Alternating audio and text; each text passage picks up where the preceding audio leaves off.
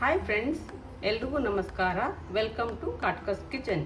ಇವತ್ತಿನ recipe Maratha style kanda lasun masala. ಹೇಗೆ ಮಾಡೋದು ನೋಡೋಣ ಬನ್ನಿ. ಅದಕ್ಕೆ ಬೇಕಾಗಿರುವ ಇಂಗ್ರೀಡಿಯೆಂಟ್ಸ್ ನೋಡ್ಕೊಳ್ಳೋಣ. ಮೊದಲು ಕಾಂದಾ ಅಂದರೆ ಈರುಳ್ಳಿ ಒಣಗಿಸಿ ತೊಗೊಂಡಿದ್ದೀನಿ 1 ಬೌಲು. ಲಸೂನ್ ಅಂದರೆ ಬೆಳ್ಳುಳ್ಳಿ 1 ಬೌಲು. ಇವಾಗ ಕ್ಲೀನಾಗಿ ಇಂಗ್ರೀಡಿಯೆಂಟ್ಸ್ ಏನು ಬೇಕಂತ ನೋಡ್ಕೊಳ್ಳೋಣ ಬನ್ನಿ. 2 ಬೌಲು ಬ್ಯಾಡಗಿ ಮೆಣಸಿನ್ಕಾಯಿ ಪುಡಿ ಬೇಕಾಗುತ್ತೆ. ಇದು ಒಂದಿದೆ, ಇವಾಗ ಇಲ್ಲೊಂದು ಸ್ವಲ್ಪ ಇಟ್ಕೊಂಡಿದ್ದೀನಿ. ಮತ್ತು 1 ಬೌಲು ಗುಂಟೂರು ಮೆಣಸಿನ್ಕಾಯಿ ಪುಡಿ ತೊಗೊಂಡಿದ್ದೀನಿ. 1.5 ಟೇಬಲ್ ಸ್ಪೂನ್ ಎಳ್ಳು ತೊಗೊಂಡಿದ್ದೀನಿ, ಬಿಳಿ ಎಳ್ಳು ಆದರೂ ಸರಿ, ಕರಿ ಎಳ್ಳಾದರೂ ಸರಿ. 1 ಬೌಲ್ ಒಣಗಿರೋ ಕೊಬ್ಬರಿ ತೊಗೊಂಡಿದ್ದೀನಿ. ಸ್ವಲ್ಪ ಉಪ್ಪು ಬೇಕಾಗುತ್ತೆ ಪ್ರಿಸರ್ವೇಟಿವ್ಗೋಸ್ಕರ. ಮತ್ತು 1 ಹಿಡಿ ಕೊತ್ತಂಬರಿ ಸೊಪ್ಪನ್ನ ತೊಳೆದು ನೀಟಾಗಿ ಒಣಗಿಸ್ಕೊಂಡಿದ್ದೀನಿ. ಅದರಲ್ಲಿ ನೀರಿನ ಅಂಶ ಇರಬಾರ್ದು ಅಂತ ಇದರ ಒಣಗಿಸಿದ್ದೀನಿ. ಅದು 1 ಹಿಡಿ ಇದೆ. ಇವಾಗ ನೋಡೋಣ ಬನ್ನಿ ಹೇಗೆ ಮಾಡ್ಕೊಳ್ಳೋದು ಅಂತ. ಇವಾಗ 4 ಟೇಬಲ್ ಸ್ಪೂನ್ ಅಷ್ಟು ಎಣ್ಣೆಯನ್ನು ಹಾಕ್ಕೊಳ್ತಾ ಇದ್ದೀನಿ. ಎಣ್ಣೆಯನ್ನು 4 ಟೇಬಲ್ ಸ್ಪೂನ್ ಎಣ್ಣೆ ಹಾಕ್ಕೊಂಡಿದ್ದೀನಿ. ಎಣ್ಣೆ ಸ್ವಲ್ಪ ಬಿಸಿ ಆಗಲಿ. ಎಣ್ಣೆ ಬಿಸಿ ಆಗ್ತಾ ಇದೆ. ಇವಾಗ ಮೊದಲಿಗೆ ಈರುಳ್ಳಿಯನ್ನು ಫ್ರೈ ಮಾಡ್ಕೊಳ್ಳೋಣ. ಇದು ಬಿಳಿ ಈರುಳ್ಳಿ ಇದೆ.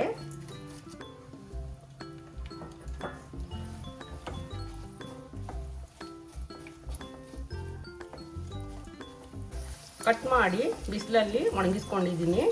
ಒಣಗಿಸ್ಕೊಂಡಿದ್ರೆ ಚೆನ್ನಾಗಿ ಬರುತ್ತೆ ಅಂತ. ಹಸಿ ಈರುಳ್ಳಿನೂ ಹಾಕ್ಬೋದು. ಅದು ಮಿಕ್ಸ್ ಮಾಡೋಕ್ಕೆ ಮತ್ತು ಫ್ರೈ ಮಾಡೋಕ್ಕೆ ತುಂಬ ಟೈಮ್ ತಗೊಳುತ್ತೆ. ಈ ಸಲ ಬಿಸಿಲು ಜಾಸ್ತಿ ಇತ್ತಲ್ವ, ಹಾಗಾಗಿ ಬಿಸಿಲಲ್ಲಿ ಕಟ್ ಮಾಡಿಕೊಂಡು ಒಣಗಿಸ್ಕೊಂಡಿದ್ದೀನಿ. ಬಿಳಿ ಈರುಳ್ಳಿ ಇಲ್ಲ ಅಂದರೆ ಕೆಂಪು ಈರುಳ್ಳಿ ಸಹ ನೀವು ತಗೊಳ್ಬೋದು.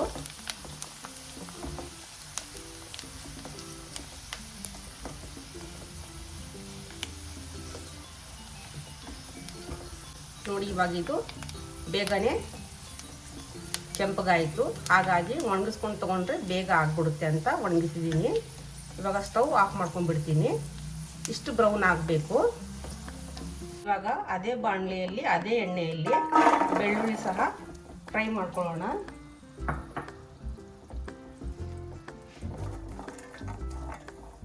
ಸ್ವಲ್ಪ ಫ್ಲೇಮನ್ನು ಹೈ ಮಾಡ್ಕೊತಾ ಇದ್ದೀನಿ.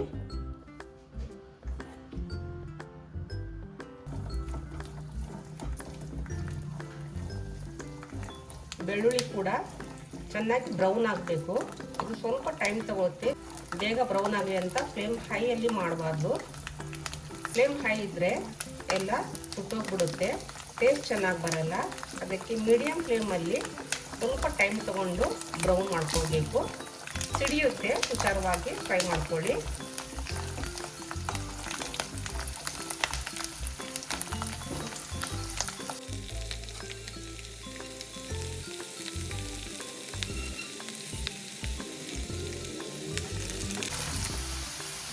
ನಿಧಾನವಾಗಿ ಬ್ರೌನ್ ಆಗ್ತಾ ಇದೆ. ಈ ಎಲ್ಲ ಖಾರ ಪುಡಿ ಸ್ವಲ್ಪ ಟೈಮ್ ತಗೊಳುತ್ತೆ. ಟೈಮ್ ತಗೊಂಡಷ್ಟು ರುಚಿ ಬರುತ್ತೆ. ಆಮೇಲೆ ಪ್ರಿಸರ್ವೇಟಿವ್ ಕೂಡ ಲಾಂಗ್ ಲಾಸ್ಟಿಂಗ್ ಆಗಿರುತ್ತೆ. ನೋಡಿ, ಬ್ರೌನ್ ಆಗ್ತಾ ಇದೆ. ಫ್ಲೇಮ್ ಹೈ ಇದ್ದರೆ ಬೆಳ್ಳುಳ್ಳಿ ಸೀದೋಗ್ಬಿಡುತ್ತೆ.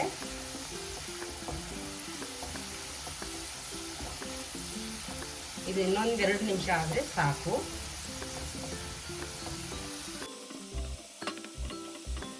ಇದು ಆಗ್ತಾ ಇದೆ. ಸ್ಟವ್ ಆಫ್ ಮಾಡ್ಕೊಂಡ್ಬಿಟ್ಟು ಇದು ತೆಗೆದ್ಬಿಡ್ತೀನಿ. ಸಾಕು. ಸೇಮ್ ಮತ್ತೆ ಅದೇ ಎಣ್ಣೆ ಇದೆ. ಅದೇ ಎಣ್ಣೆಯಲ್ಲಿ ಒಣ ಕೊಬ್ಬರಿ ಸಹ ಫ್ರೈ ಮಾಡ್ಕೊಳ್ಳೋಣ.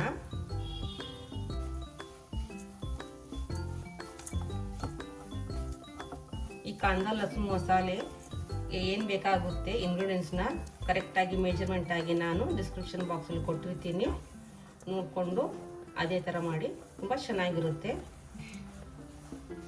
ಒಣ ಕೊಬ್ಬರಿ ನೀಟಾಗಿ ಬ್ರೌನ್ ಆಗೋ ಥರ ಫ್ರೈ ಮಾಡ್ಕೊಳ್ಳೋಣ. ಇವಾಗ ಬ್ರೌನ್ ಆಗಿದೆ, ಇಷ್ಟು ಸಾಕು. ಇದು ಕೂಡ ತೆಗೆದುಬಿಡ್ತೀನಿ. ಇವಾಗ ಎಳ್ಳು ಕೂಡ ಬಿಸಿ ಮಾಡ್ಕೊಳ್ಳೋಣ. ಚಟಪಟ ಅಂತ ಬಿಸಿ ಆದರೆ ಸಾಕು.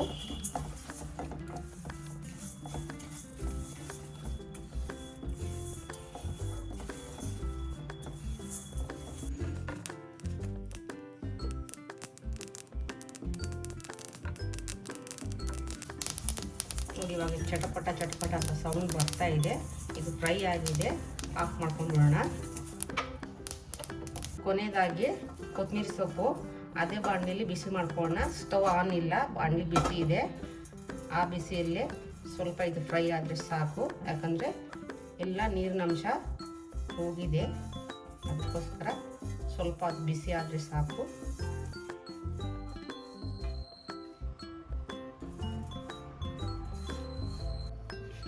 ಇವಾಗ ಎಲ್ಲ ಇಂಗ್ರೀಡಿಯೆಂಟ್ಸ್ನ ಫ್ರೈ ಮಾಡ್ಕೊಂಡಿದ್ದೀನಿ. ಫ್ರೈ ಮಾಡ್ಕೊಂಡಾದ್ಮೇಲೆ ಈ ಥರ ಕಾಣುತ್ತೆ. ಇದೆಲ್ಲ ತಣ್ಣಗಾದ್ಮೇಲೆ ಮಿಕ್ಸಿಯಲ್ಲಿ ರುಬ್ಕೊಂಡು ಬರೋಣ.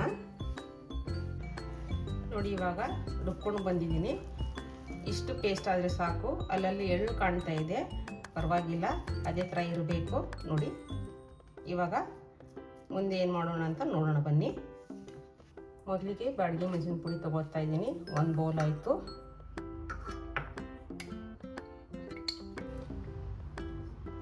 ಎರಡು ಬೌಲು ಬ್ಯಾಡಗಿ ಮೆಣಸಿನ್ಕಾಯಿ ಪುಡಿ ಆಯಿತು. ಇವಾಗ 1 ಬೌಲಷ್ಟು ಗುಂಟೂರು ಮೆಣಸಿನ್ಕಾಯಿ ಪುಡಿ ತೊಗೊಳ್ಳೋಣ. ಖಾರಕ್ಕೆ ಬ್ಯಾಡಗಿ ಮೆಣಸಿನ್ಕಾಯಿ ಪುಡಿ ಖಾರ ಇರಲ್ಲ, ಅದಕ್ಕೋಸ್ಕರ 1 ಬೌಲ್ ತೊಗೊಳ್ತಾ ಇದ್ದೀನಿ. ಇವಾಗ 3 ಚಿಕ್ಕ ಸ್ಪೂನಷ್ಟು ಉಪ್ಪನ್ನು ಸೇರಿಸ್ಕೊಳ್ತಾ ಇದ್ದೀನಿ. ಇದೆಲ್ಲ ಕ್ಲೀನಾಗಿ ಮಿಕ್ಸ್ ಮಾಡ್ಕೊಬಿಡೋಣ.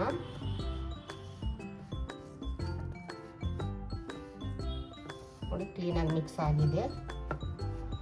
ಇವಾಗ ರುಬ್ಕೊಂಡಿರುವ ಈ ಮಸಾಲೆ ಕೂಡ ಇದರಲ್ಲಿ ಸೇರಿಸ್ಬಿಡೋಣ. ಇದು ನೀರು ಹಾಕ್ತೀರ ರುಬ್ಕೊಂಡು ಬಂದಿದ್ದೀನಿ. ನೀರು ಹಾಕಬಾರ್ದು, ನೀರು ಹಾಕ್ಬಿಟ್ರೆ ಕೆಟ್ಟೋಗ್ಬಿಡುತ್ತೆ. ಇವಾಗ ಕೈಯಿಂದ ಕ್ಲೀನಾಗಿ ಮಿಕ್ಸ್ ಮಾಡೋಣ. ಇದು 2 ಕೈ ಬೇಕಾಗುತ್ತೆ. 2 ಕೈಯಿಂದ ಕ್ಲೀನಾಗಿ ಮಿಕ್ಸ್ ಮಾಡಿದ್ರೆ ಅದು ಆಗೋದು.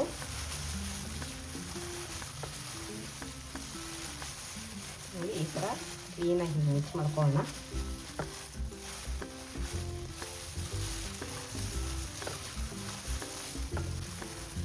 ಚೆನ್ನಾಗಿ ನೀಟಾಗಿ ಮಿಕ್ಸ್ ಮಾಡ್ಕೊಂಡು ಬರ್ತೀನಿ.